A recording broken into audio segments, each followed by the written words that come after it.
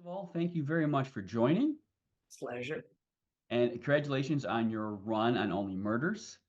Thank you. Thank You're you. great as always. Thanks. Um, just like to talk about season four, but I'd like to go back a little bit to you joining this show. How were you approached for the part of Saz? Well, I had this is a story that was going to sound like it has nothing to do with Only Murders in the Building, but I met Kristen Newman because I rented her house. She's an executive producer and writer on the show.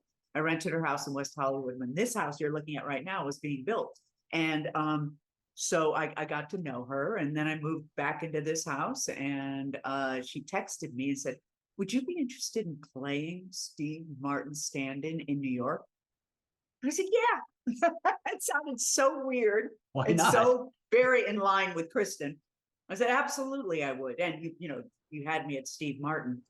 So that's how that happened, and that's how I met John Hoffman, and I met Steve and Marty, and Selena. I knew Selena before. Actually, Selena Right. and I did a movie called Another Another Cinderella Cinderella Story, story. and she was just a baby. She was like I have a 18. I have a 21-year-old daughter, so I can assure you I have seen that movie numerous times. Yep, yep. I bet. Did you know? I mean, you joined pretty late in the first season. Did you know your roles can be beefed up down the line? No, no idea. No, I don't think they knew. I think that John really writes intuitively. He does one season at a time. I don't think he jumps ahead too much. Right. Mhm. Did he give you any kind of character arc at all? I mean, I know you were you had some inklings of what the character was going to be like early on, but did they give you an idea of Mhm. where it might be going at all?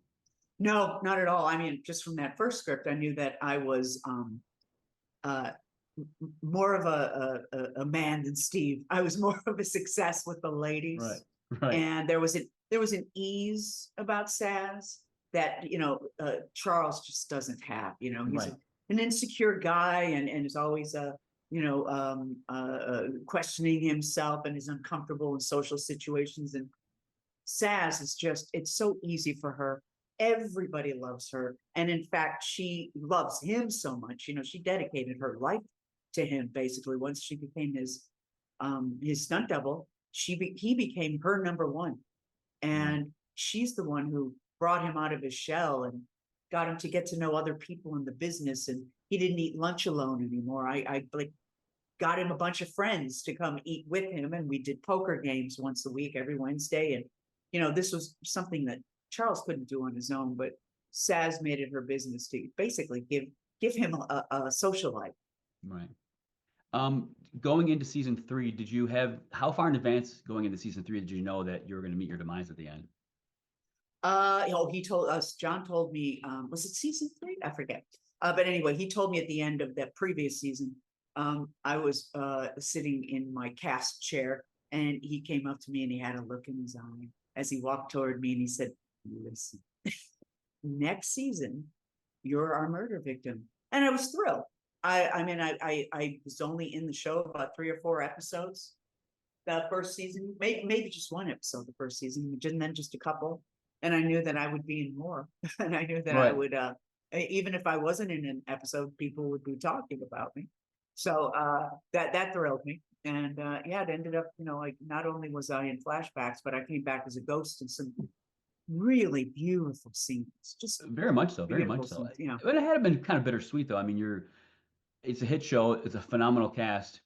You've got a role that's significantly larger than you had before, but it's the end for you. Yeah, yeah. Well, that's just how the cookie crumbles. I mean, I didn't have a moment of, oh, I can't believe I'm not going back. I didn't Right. have that at all. That was what I got to do in that season was just a delight and unexpected. So, You mentioned some really tender moments. You mentioned the scene where they talk about the poker game and Saz's mm, final Charles' final goodbye to Saz. There's some really tender yeah. moments between you. Can you just talk about working with Steve on those scenes? He's so there. He's so available. He's a really, really lovely man, and um, very kind, and just so present for those scenes. I mean, we just really we really, I think I can speak for both of us and say those were very profound moments for both of us. And yeah, he was just the best. He's the best. He's an acting partner that you just go, oh, it's like driving a Porsche, you know, when you sit Right. in the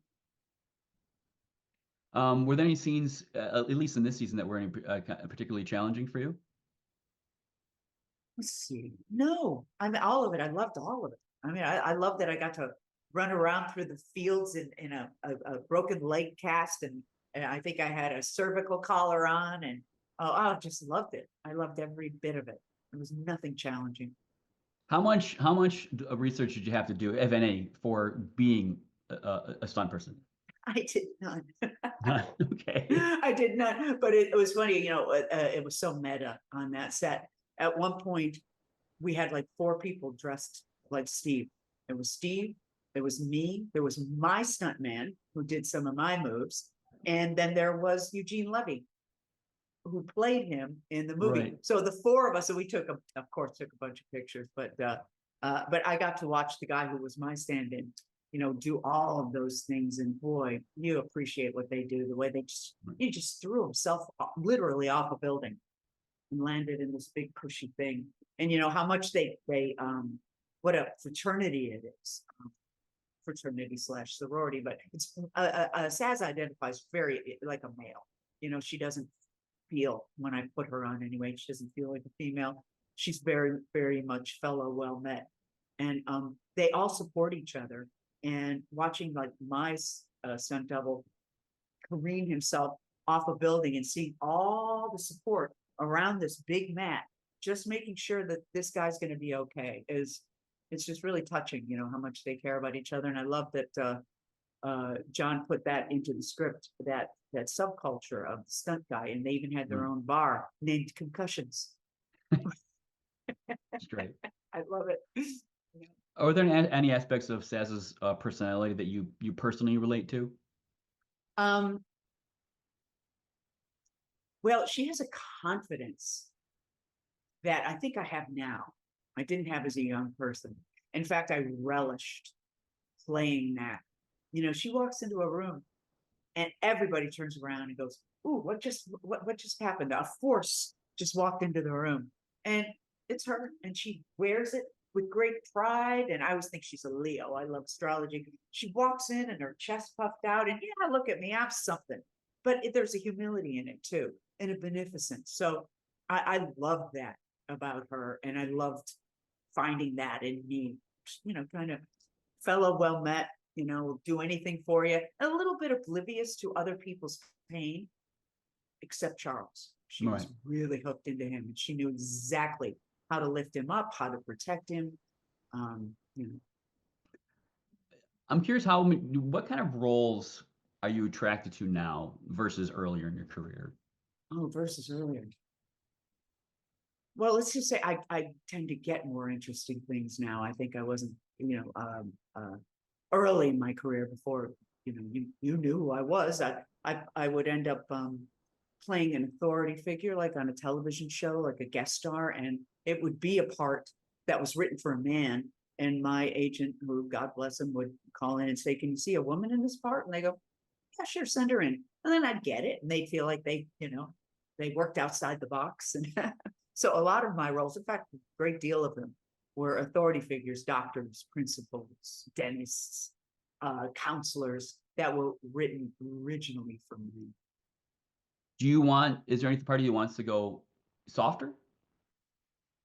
Yeah, sure. I mean, I did with um, you know, it's so funny. I don't like have goals like, now I want to go soft. But Right. you know, I played a role in Criminal Minds. I played Jolene Reed, forget her, yeah, but Reed's mother, and Spencer Reed's mother, and she had you know, a mental illness and schizophrenia, Right. and you know, she was not centered in reality, and was trying so hard to be centered in reality, and it made her very vulnerable, and it made her scared sometimes it made her angry. And playing that, you know, that vulnerability of, you know, there's something going on in your brain that you can't center yourself, you can't you don't understand where you are in the world or why you're feeling what you're feeling, and how important it was for her to have her things where they belong. They don't touch my things, because this is what's keeping me from like flying off into the stratosphere. I enjoy that kind of stuff, the really specific, vulnerable stuff. I imagine, I mean, you came back as a ghost this season. That not to say we can't do it again. I imagine open to coming back. Oh, always. Yeah, I did one episode in the new season as a flashback, but Right. they know I'll come back. So, Well, I don't want to take up too much of your time. I do want to say, you've done so many projects, so many amazing projects, and you're great in all of them. oh, But I have to say that Best in Show stands up as a perfect comedy. yeah, I do. I agree. Thank you for that. I agree. I think it's just perfectly done from soup to nuts. Thank Well, you. You have good congratulations taste. again. Thank you. Congratulations again. Good luck going in the future, and good Thank luck you. with your future projects. Great. Thank you so Thanks, Seth. much. Thanks. Take care. Take Bye care. now. See ya. Bye. Bye, Jeff.